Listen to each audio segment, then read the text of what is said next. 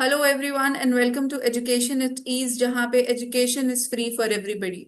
आज के वीडियो में हम पढ़ने वाले हैं फॉरेन एक्सचेंज रिजर्व का कॉन्सेप्ट, जो आपको ग्लोबल मार्केट में ट्रेड कैसे होता है वो समझने में हेल्प करेगा। So without further ado, let's begin. Foreign means विदेशी, एक्सचेंज मीन्स बाइंग और selling, and reserve means future के लिए बचा कर रखना।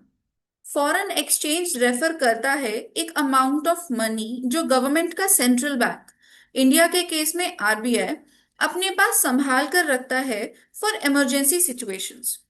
इसको आप ऐसे भी समझ सकते हो, foreign exchange means foreign countries की मनी जो डिफरेंट नेशंस को हेल्प करती है गुड्स एंड सर्विसेज को बाय और सेल करने के लिए in international market.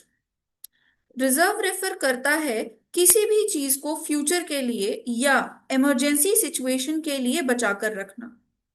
In another example, जैसे हम सबकी मम्मी हमेशा थोड़े पैसे बचाकर अलग रख देती है, ये बोलकर कि ये आगे काम आ सकते हैं, वैसे ही आरबीआई बहुत सारे नेशंस की करेंसी को संभाल कर रखता है for future use. Now you must be having a question in mind. What are the components of future exchange? Because international trade में हर कंट्री की करेंसी से ट्रेड नहीं हो सकता है। कुछ सिलेक्टेड करेंसीज ही हैं जिनसे सभी कंट्रीज एक दूसरे के साथ ट्रेड करती हैं। इजी वे में समझने के लिए, सपोज इंटरनेशनल मार्केट एक मेले जैसा है जहां पे कुछ एक्टिविटीज के लिए आपको टोकन लेना होता है एंड कुछ एक्टिविटीज के लिए टोकन की जरूरत नहीं होती। सिमिलरली, कुछ कंट्रीज टोकन के थ्रू ट्रेड करती हैं एंड कुछ डायरेक्ट ट्रेड करती हैं। ये टोकन ही फॉरेन एक्सचेंज है। I hope now you have understood what is the need of foreign exchange. Coming back to the components of foreign exchange reserves, foreign exchange reserve के components होते हैं US dollar, European euro, Japanese yen etcetera. Gold भी foreign reserves में आता है। Special drawing rights and reserve position, ये दोनों ही next level के कंपोनेंट्स हैं जो फ्यूचर क्लासेस में आएंगे। US dollar strongest foreign exchange reserve माना जाता है क्योंकि डॉलर से कोई भी कंट्री किसी भी कंट्री से ट्रेड इजीली कर सकती है। फॉर एग्जाम्पल, कंट्री ए को फ्रूट्स की जरूरत है एंड कंट्री ए के पास $100 हैं। कंट्री बी जो फ्रूट्स को सेल कर रही है, जो कंट्री ए को बाय करनी है। कंट्री ए की करेंसी एक्स है एंड कंट्री बी की करेंसी वाई। दोनों ही कंट्रीज ए एंड बी की करेंसी एक दूसरे की कंट्री में नहीं चल सकती एंड ना ही किसी थर्ड कंट्री में चल सकती है। अब दोनों कंट्रीज के बीच में ट्रेड कैसे होगा? इस प्रॉब्लम को सॉल्व करने के लिए दोनों कंट्रीज ए एंड बी ने currency which is currency M को कॉमन कंसीडर कर लिया, जो दोनों कंट्रीज में चलेगी एंड साथ ही साथ थर्ड कंट्रीज में भी चलेगी।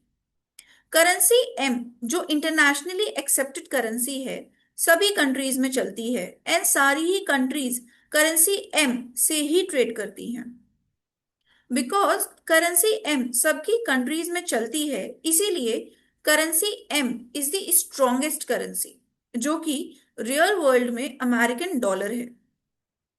नाउ कंट्री ए जिसके पास $1,000 हैं, वो कंट्री बी को डॉलर्स ट्रांसफर करके फ्रूट्स परचेज कर सकती है एंड कंट्री बी इन $1,000 से कंट्री सी से ऑयल परचेज कर सकती है। क्योंकि यूएस डॉलर को इंटरनेशनली सभी कंट्रीज एक्सेप्ट करती हैं, इसीलिए अमेरिकन डॉलर को हर कंट्री के पास होना जरूरी है फॉर इंटरनेशनल ट्रेड एंड इसीलिए डॉलर को फॉरेन एक्सचेंज रिजर्व्स का एक इंपॉर्टेंट कंपोनेंट माना जाता है। गोल्ड एक प्रीशियस मेटल है एंड वर्ल्ड वाइड एक्सेप्टेड भी है। अगर किसी कंट्री के पास यूएस डॉलर नहीं है बट गोल्ड है, तो वो कंट्री गोल्ड के थ्रू ट्रेड कर सकती है। इंटरनेशनल मार्केट में गोल्ड का जो प्राइस होगा, कंट्री ए कंट्री बी को उतने अमाउंट का गोल्ड ट्रांसफर करके ट्रेड कर सकती है। आई एम श्योर ये समझने के बाद कि फॉरेन एक्सचेंज रिजर्व्स के कंपोनेंट क्या हैं, आप सभी को फॉरेन एक्सचेंज रिजर्व्स की इंपॉर्टेंस का पता चल रहा होगा। Now let's see why it is important. First, जैसे हमने अभी देखा कि फॉरेन एक्सचेंज हमें इंटरनेशनली गुड्स एंड सर्विसेज को परचेज एंड सेल करने में हेल्प करते हैं, इसीलिए ये हर कंट्री के लिए इंपॉर्टेंट हो जाते हैं। फॉर एग्जाम्पल, इंडिया अगर किसी कंट्री से ऑयल परचेज करता है तो इंडियन गवर्नमेंट उस कंट्री की गवर्नमेंट को यूएस डॉलर ट्रांसफर करेगी, इंडियन रुपीज नहीं। सेकंड, इंटरनेशनल लोन को रीपे करने के लिए, जैसा हमने ट्रेड के केस में डिस्कस किया था। फॉर एग्जाम्पल, इंडिया में जितने भी बड़े प्रोजेक्ट्स हैं, जैसे roads, railway tracks, electricity grid, water supply, missiles, navy ships and many more, उसके लिए गवर्नमेंट इंटरनेशनल मार्केट से लोन लेती है। ये लोन्स यूएस डॉलर में मिलते हैं एंड यूएस डॉलर में ही रिपे करने होते हैं। थर्ड, इंडियन रुपी की वैल्यू को इंटरनेशनल मार्केट में स्टेबल रखने के लिए, ये कॉन्सेप्ट थोड़ा डिफिकल्ट है तो आप प्लीज इसे ध्यान से समझो। इसमें दो कॉन्सेप्ट्स हैं, conversion of currency and role of foreign exchange reserves in currency stability. Let's first understand conversion. जैसा कि हमने अभी देखा कि इंटरनेशनल ट्रेड के लिए लोन रिपे करने के लिए यूएस डॉलर की जरूरत होती है, बट इंडिया में तो इंडियन रुपी में ट्रेड होता है, तो क्या यूएस डॉलर हमारे लिए वेस्ट है? And the answer is no. International market सभी कंट्रीज की करेंसीज का एक प्राइस डिसाइड करती है, depending upon the economic activities जो आप क्लास 10 में पढ़ चुके हैं। To understand it better, let's take an example. Suppose एक अमेरिकन यूएस डॉलर्स के साथ इंडिया का ताजमहल घूमने आता है। ताजमहल की टिकट परचेज करने के लिए अमेरिकन टूरिस्ट डॉलर्स देता है, बट टिकट काउंटर वाला डॉलर्स नहीं एक्सेप्ट करता, कॉज ताजमहल की टिकट परचेज करने के लिए इंडियन रुपीज की जरूरत है एंड यूएस डॉलर को इंडियन रुपीज में कन्वर्ट करने के लिए दोनों की वैल्यू पता होनी चाहिए। मतलब एक यूएस डॉलर इक्वल है कितने इंडियन रुपीज के? At present 1 US dollar is equal to 86 Indian rupees. Indian rupees की ये वैल्यू एवरीडे चेंज होती रहती है, जो इंटरनेशनल मार्केट डिसाइड करता है, which is a demand and supply concept. International market में जिस करेंसी की डिमांड ज्यादा होती है उसकी वैल्यू उतनी ही ज्यादा होती है। जैसे यूएस डॉलर्स की डिमांड इंटरनेशनल मार्केट में सबसे ज्यादा है, मतलब सभी कंट्रीज को डॉलर की जरूरत है, इसीलिए यूएस डॉलर की वैल्यू 1 है। On the other hand, Indian rupees की डिमांड इंटरनेशनल मार्केट में बहुत कम है एंड इसीलिए उसकी वैल्यू 86 है। ये वैल्यू कम या ज्यादा होती है depending upon the demand and supply of the currency in the international market. Conversion समझने के बाद let's now understand the stability of currency. जब भी इंडियन रुपीस की वैल्यू यूएस डॉलर्स के कंपैरिजन में कम होती है या इंडियन रुपीस की वैल्यू गिरती है, उसको डेप्रिसिएशन ऑफ रुपी कहते हैं। For example, suppose today 1 US dollar is equal to 86 Indian rupees and tomorrow 1 US dollar is equal to 90 Indian rupees। तो इंडियन रुपी की वैल्यू डेप्रिसिएट हुई है। जब भी ग्लोबल मार्केट में इंडियन रुपीस की वैल्यू डेप्रिशिएट होती है तो आरबीआई, जिसके पास फॉरेन रिजर्व्स हैं, वो मार्केट में डॉलर्स को सेल करता है, जिससे डॉलर की सप्लाई मार्केट में इंक्रीज हो जाती है, इंडियन रुपीस की वैल्यू स्टेबल हो जाती है।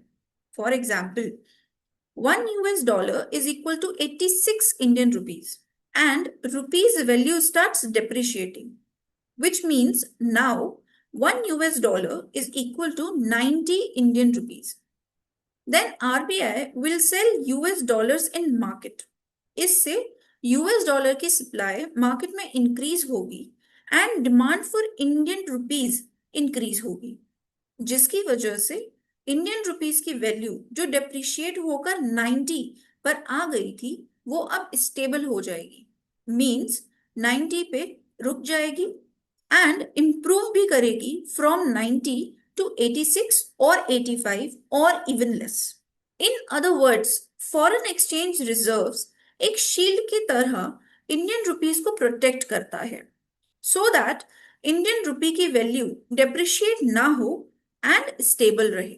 To sum up, suppose country A को ऑयल इंपोर्ट करना है कंट्री बी से, तो कंट्री ए कंट्री बी को यूएस डॉलर्स में पे करेगी। एंड सपोज कंट्री ए के पास यूएस डॉलर्स नहीं है, तो कंट्री ए का सेंट्रल बैंक अपने फॉरेन एक्सचेंज रिजर्व में से ऑयल इंपोर्ट के लिए पे करेगा। जैसे एक फैमिली इमरजेंसी के लिए कुछ पैसे हमेशा बचा कर रखती है। With this we have come to an end to our today's video. I hope foreign exchange reserves का कॉन्सेप्ट आपको समझ आ गया होगा।